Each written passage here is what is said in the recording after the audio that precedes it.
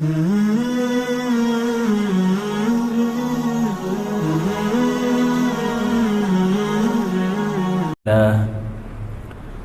أن لا إله إلا الله وحده لا شريك له ونشهد أن سيدنا وحبيبنا وشفيعنا وسندنا محمدا عبده ورسوله صلى الله تعالى عليه وعلى آله وأصحابه وبارك وسلم تسليما كثيرا كثيرا أما بعد فأعوذ بالله من الشيطان الرجيم بسم الله الرحمن الرحيم ولا تشتروا بعهد الله ثمنا قليلا إنما عند الله هو خير لكم إن كنتم تعلمون ما عندكم ينفد وما عند الله باق ولنجزين الذين صبروا أجرهم بأحسن ما كانوا يعملون.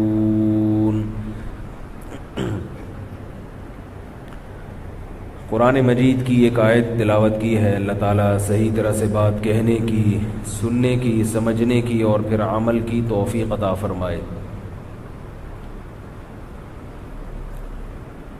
ولا تشتروا بعهد الله ثمنا قليلا، فرمایا اللہ سے تم نے جو عہد کیا ہے اسے چند ٹکوں کے بدلے میں مت بیچو. انما عند اللہ هو خیر لکم، اللہ کے پاس جو کچھ ہے وہ بہت بہتر ہے تمہارے لیے. ان کنتم تعلمون، اگر تم جان لو.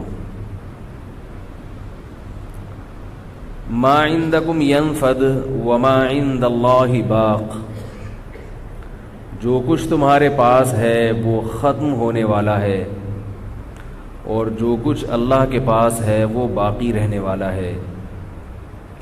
وَلَنَجْزِيَنَّ الَّذِينَ صَبَرُوا، جو لوگ صبر کریں گے ہم انہیں ضرور بالضرور بہترین بدلہ دیں گے. بِأَحْسَنِ مَا كَانُوا يَعْمَلُونَ،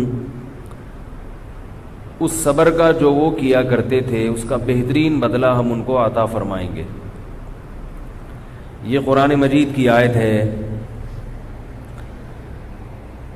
اس آیت میں اللہ تعالیٰ نے اہل ایمان کو اللہ سے کیے ہوئے معاہدے پر قائم رہنے کا حکم دیا ہے. جتنے بھی اہل ایمان ہیں، ہم سب اہل ایمان ہیں یا نہیں ہیں؟ کیا مطلب اہل ایمان کا؟ اللہ کو مانتے ہیں، اللہ کو ایک مانتے ہیں، یعنی یہ مانتے ہیں کہ اس کائنات کو کسی نے بنایا ہے، یہ خود سے نہیں بنی. پہلی بات، اس کا بنانے والا ایک ہے، اس نے اس کائنات کو بنانے میں اپنے ساتھ کسی کو شریک نہیں کیا. یہ دوسری بات ہو گئی. تیسری بات، اس نے تمام کے تمام اختیارات سب اپنے پاس رکھے ہوئے ہیں. حکومتیں جس طرح اختیارات تقسیم کرتی ہیں، اللہ نے اپنے اختیارات ایسے تقسیم نہیں کیے. یہاں تک سمجھ میں آ گئی؟ اب گڑبڑ شروع ہو رہی ہے، اختلافی مسائل شروع ہو رہے ہیں. ٹھیک ہے نا؟ قرآن اور سنت تو یہی ہے، توحید تو یہی ہے. کچھ چیزیں اختلافی تھی نہیں، بنا دی گئی ہیں. خیر میرا یہ موضوع نہیں ہے، میں آگے چلوں گا. تو تیسری چیز میں کیا بیان کر رہا ہوں، اللہ تعالیٰ نے کسی کو اختیارات دیے بھی نہیں ہیں. جیسے حکومتیں اختیارات دیتی ہیں کیونکہ حکومتیں عاجز ہوتی ہیں، ان اختیارات دینے کی وجہ سے آپ ڈائریکٹ حکومت سے رابطہ نہیں کرتے. پانی کی سپلائی اگر بند ہو جائے تو واٹر پمپ والوں سے رابطہ کرو گے، ڈائریکٹ وزیر اعظم کو کال کرنے کی کوشش نہیں کرو گے. اگر کرو گے تو فون انگیج جا رہا ہوگا. سمجھ رہے ہیں؟ فون کیا ہوگا؟ انگیج ہوگا. کیوں ہوگا یہ ایک الگ ٹاپک ہے، اس کی مختلف وجوہات ہیں. پی ٹی آئی والے کچھ اور کہیں گے اس لیے انگیج ہے، جے یو آئی والے کوئی اور الزام لگائیں گے، لیکن ہوگا انگیج. تو حکومت سب کی نہیں سن سکتی ایک ہی وقت میں، اور سب کی حاجت روائی مشکل کشائی نہیں کر سکتی. تو حکومت اختیارات کو تقسیم کرتی ہے. بھائی پانی کا شعبہ تمہارا، گیس تم لوگوں کی نکالو، یعنی جن کو گیس، سوئی گیس والے جو ہے نا وہ گیس دیتے کم ہیں، لوگوں کی گیس نکالتے زیادہ ہیں. بہرحال حکومت نے گیس کا اختیار ان کو دیا، بجلی کا کسی اور کو. اختیارات حکومت بانٹتی ہے. تو اللہ تعالیٰ نے کیا کیا کہ کسی کو کوئی اختیار نہیں دیا. اسباب سے ہٹ کے جو اختیار ہیں، جو اسباب کے تحت ہیں، وہ تو سب کے پاس ہوتے ہیں. جو ما فوق الاسباب، یعنی ایسا کام جس کی کوئی لاجک نہ ہو، یعنی جسے کرنے کے لیے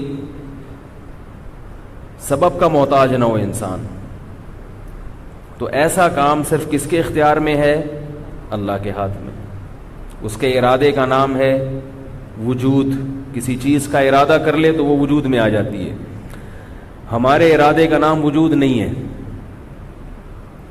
ہم کام کرتے ہیں لیکن اس کے لیے ہمیں اسباب کے تانے بانے ملانے پڑتے ہیں. پانی پینا ہوگا تو اٹھ کے جائیں گے، نل کا کھولیں گے، پانی زمین کی طرف آئے گا تو نیچے گلاس رکھیں گے. ایسا نہیں ہو سکتا کہ نلکے کا پانی نیچے جا رہا ہوں، گلاس اوپر رکھیں اور نلکے کا پانی ہمارے حکم سے اوپر کی طرف آنا شروع ہو جائے. ایسا نہیں ہوتا، پانی تو نیچے ہی جائے گا. تو یہ سارے اختیارات جو اسباب سے ہٹ کر ہیں، یہ کس کے پاس ہیں بھائی؟ اللہ کے پاس ہیں. ان چیزوں میں ہم صرف اور صرف کس کو پکارتے ہیں؟ اللہ کو. تو میں ایمان کی شرائط بیان کر رہا ہوں، جو ایمان کی جو بنیادی شرطیں ہیں وہ کیا ہیں، کیونکہ یہاں خطاب کس کو ہے؟ ایمان والوں کو. تو پہلے پتہ چل جائے نا کہ کن کن لوگوں کو خطاب ہو رہا ہے. اگر آپ ان لوگوں میں شامل نہیں ہیں تو پہلے ان میں شامل تو ہو جائیں، اس کے بعد اللہ کا یہ والی آیت آپ سے مخاطب ہوگی. اگر آپ اس میں شامل ہی نہیں ہیں تو پھر یہ والی آیت آپ سے خطاب نہیں کر رہی ہے. پھر آپ سے کون سی آیتیں خطاب کر رہی ہیں وہ پھر الگ موضوع ہے. ٹھیک ہے نا، وہ پھر الگ آیتیں ہیں جو آپ سے خطاب کر رہی ہیں.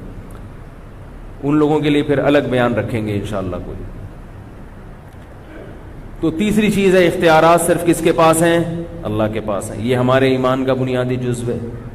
چوتھا جزو ہمارے ایمان کا بنیادی ہے